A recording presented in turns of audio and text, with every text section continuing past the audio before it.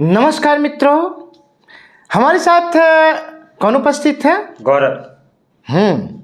तो गौरव जी आज हम लोग कौन से विषय को लेकर आगे बढ़ेंगे? जी सर, आज हम लोग जो है सर भारत के इतिहास के एक बहुत ही महत्वपूर्ण विषय पर चर्चा करेंगे। उस विषय का नाम है सर गुप्त साम्राज्य, गुप्त डायनेसिटी। जी यह इसीलिए भी महत्वपूर्ण है क्योंकि गुप्त शासन को ही भारतीय इतिहास का क्या कहा जाता है? गोल्डन पीरियड, स्वर्ण युग। बिल्कुल बिल्कुल। जी। और किसी पीरियड को नहीं कहा जाता है। इससे पहले एक शक्तिशाली साम्राज्य अवश्य हुआ था। जी बिल्कुल। मौर्यन एम्पायर। जी। लेकिन उसे तो नहीं कहा जाता है। नहीं। गुप्तन एम्पायर को ही क्या कहा जाता है? Golden period. क्यों? क्योंकि सर इसमें जो शासक हुए उनकी एक बहुत ही मतलब अलग अलग सबकी भूमिका है। उस पर अलग से सर बताएंगे। और इस समय में जो सर है कह सकते हैं एक महान जो है विद्वान, मतलब उनका जन्म हुआ इस समय काल में, जैसे कि कालिदास हैं और भी बहुत सारे मतलब हैं। उसके बाद और भी एक मतलब समृद्ध शासक कह सकते हैं, जो कुशल शासक है, उनका भी जन्म हुआ इसी काल में, जो है सभी का जो है शासन हुआ। तो इसी साहित्य का उत्कर्ष हुआ, खगोल विज्ञान का उत्कर्ष हुआ, गणित शास्त्र में इस काल में उन्नति हुई। आर्यभट्ट जो है दशमलव प्रणाली और दशमलव प्रणाली है मिहिर जो है खगोल शास्त्री जो है बने विद्वान। संस्कृत साहित्य कालिदास इत्यादि थे। काफी उनकी जो है फेमस रचयिता है। मेघदूतम, कुमार संभवम, शाकुंतलम, अभिज्ञान शाकुंतलम। 2 खंड काव्य थे उसके। जी। मेघदूतम और ऋतु संहार। जी बिल्कुल। 2 महाकाव्य रघुवंशम, जिनमें उन्होंने सर बहुत सुंदर वर्णन किया है ऋतुओं का। ऋतु संहार में जी 2 महाकाव्य थे, रघुवंशम और कुमार संभवम। जी। और 3 नाटक थे, मालविकाग्निमित्रम जी, विक्रमोर्वशीयम और अभिज्ञान शाकुंतलम। जी बिल्कुल। तो हम लोग उस पर सर अलग से चर्चा करेंगे। अभी हम लोग आते हैं गुप्त साम्राज्य के बारे में। जिनका जो सर शासन था, उससे पहले जो शासन थे वो कुषाण वंश का था। उसके पश्चात जो है सर ये गुप्त साम्राज्य का जो ऐसा कहा जाता है जी कि गुप्त जो थे वे कुषाणों के सामंत थे। बिल्कुल। क्योंकि जो प्रथम गुप्त शासक है श्री गुप्त, उनकी उपाधि क्या थी? महाराज की सर। जो कि उस समय किसी सामंत की उपाधि होती थी। बिल्कुल। चलिए श्री गुप्त के बारे में आप कुछ प्रकाश डालें। जी सर कहीं कहीं सर ऐसा माना जाता है कि गुप्त साम्राज्य का जो संस्थापक है वो श्री गुप्त है। और कहीं कहीं ऐसा भी लिखा रहता है चंद्रगुप्त प्रथम। उनका भी जो है सर मतलब उनको भी जो है प्रथम संस्थापक कहा जाता है। अच्छा। लेकिन अगर प्राचीन इतिहास, प्राचीन ग्रंथों, वेदों के अनुसार देखें तो जो है सर गुप्त साम्राज्य का प्रथम संस्थापक जो है वो 280 ईसा पूर्व में ही जो है आ चुका था। ठीक है, जो श्री गुप्त थे। तो उनका समय काल था सर 240 से 280 के बीच में उन्होंने शासन किया। यहाँ से स्टार्ट हुआ और उसके बाद जो है 240 न हुआ। 240 से 280। और चंद्रगुप्त प्रथम जो है उनका शासन काल 319 से 335 ईसा पूर्व है।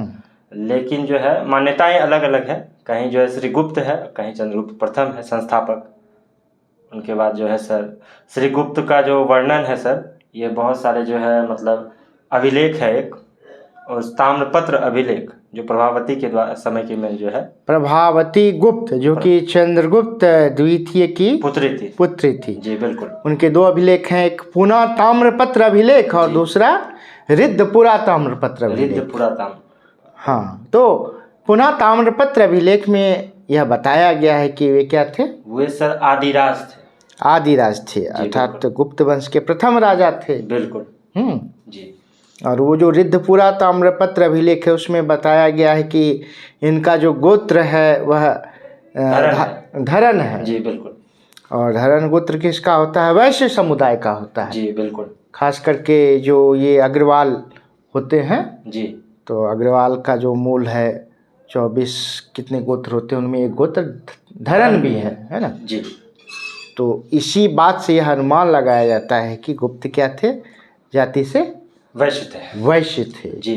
तो श्री गुप्त का जो शासन क्षेत्र था वो बताएं कहाँ था? जी सर, आरंभ में श्री गुप्त का जो शासन क्षेत्र था सर, जो वो कह सकते हैं आधुनिक बिहार जो है अभी, और उत्तर प्रदेश के किसी हिस्सों तक जो था वो सीमित था।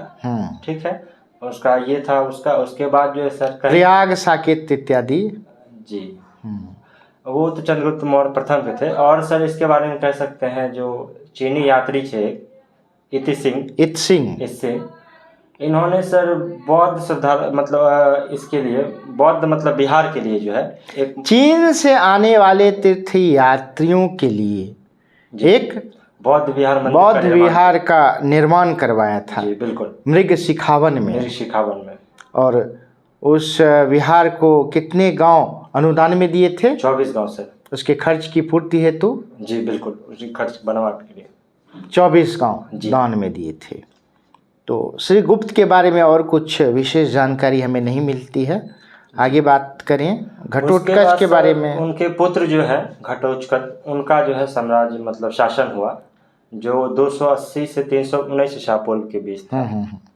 ये भी उतना कोई लब्ध प्रतिष्ठित शासक पॉपुलर नहीं था, मकबूल नहीं था जी। आगे जाइए, अगला जो शासक है वह काफी महत्वपूर्ण है। उसके बाद जो है सर बहुत कुशल शासक हुए चंद्रगुप्त प्रथम, जिनके समय काल में बहुत सारी घटनाएं घटी, एक एक करके चर्चा करेंगे। उनका भी समय काल 319 से 335 ईसा पूर्व है। और सर उसको जो है महाराजा धीराज की जो है सबसे बड़ी उपाधि मिली, ये सबसे बड़ी बात है। श्री गुप्त की उपाधि महाराजा थी जी, जो कि एक सामंत की उपाधि होती थी। बिल्कुल। लेकिन चंद्रगुप्त प्रथम ऐसा प्रथम स्वतंत्र शासक हुआ जिसकी उपाधि क्या थी? महाराजा धीराज। आगे बोलिए। जी सर, और इसी के समय में जो सर है गुप्त संवत जो 319 से 320 ईसा पूर्व माना जाता है, इसी समय में जो है इसका जो है एक हुआ। और चांदी के सिक्के भी चंद्रगुप्त चलवाए थे। जी सर, और उनका जो विवाह था सर वो लिच्छवी शासक के जो था राजकुमार देवी से जो है उन्हीं से हुआ था। उन्हीं का पुत्र कौन था?